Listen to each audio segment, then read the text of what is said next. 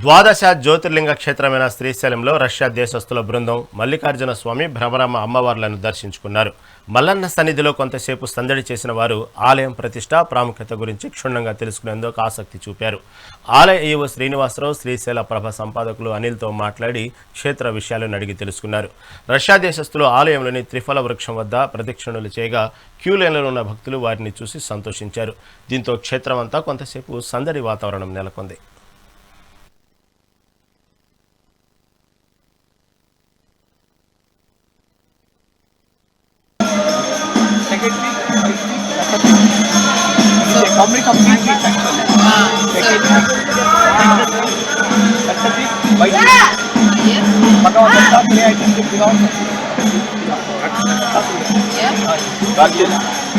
Yes, we know it's our